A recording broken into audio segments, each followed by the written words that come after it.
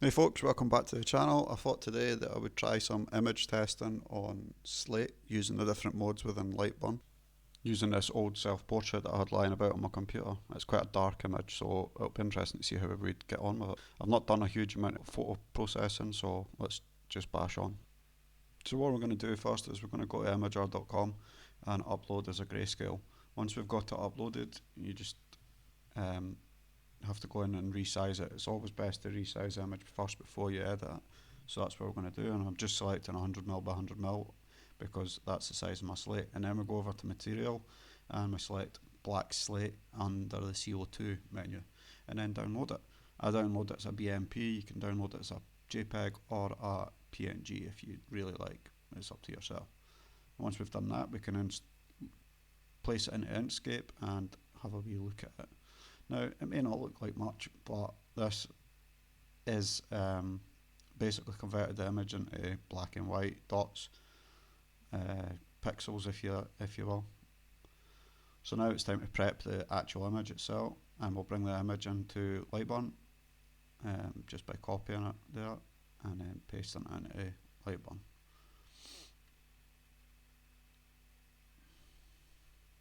Once we've got it pasted into Lightburn, we need to resize that again, and we just go to the width there and select 100mm because that's again the same size as the slate, and then we'll drag it into position.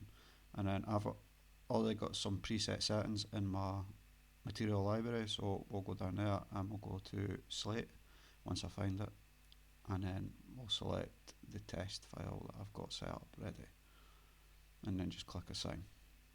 Once we've done that, we can open up the settings. Now that we're in the settings, we can have a quick look.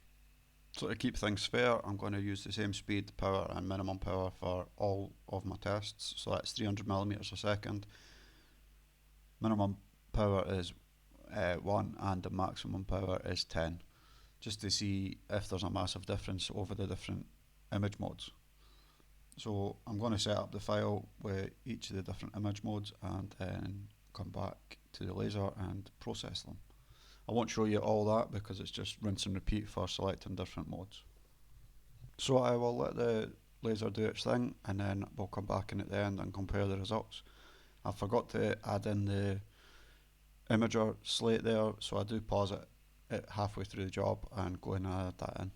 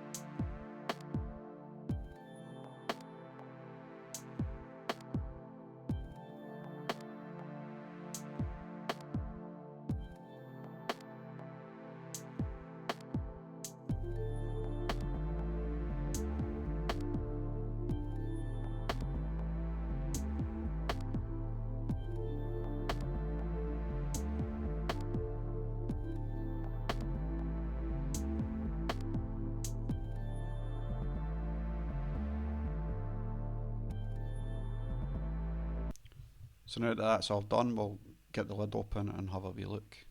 So you can see some of them don't look that great. This one isn't particularly amazing. This is the dither setting.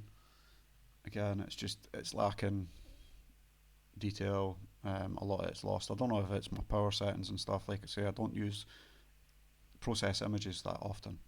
However, I can see one that looks really good.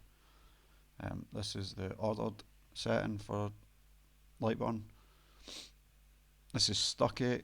Again, it's got some of the detail, but it's lost a lot of it. Yeah, I'm just not happy with that one either.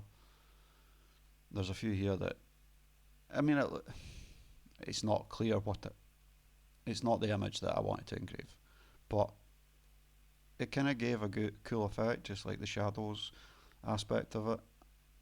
Grayscale though, it wasn't what I wanted. This one again, it's getting closer to what I wanted. This is a newsprint version. It's like what it would look like on a newspaper back in the day. Again, it's not quite defined enough. So yeah, that goes to the side. I have a bit of trouble taking this one out because it's a wee bit bigger than my jig there, but I got it out. Not happy with that either. That one's Jarvis. This one was the image, and yeah, it kind of looks a bit cartoony. I don't know. Yeah, I just don't like it. That was also done with Atkinson, but yeah, I just don't like it. And here's the final one that I really like. It's quite defined. It's got all the decent detail. You can see his eyes look realistic. You can see his ears on his helmet there, and it just looks brilliant. I think this one looks the best.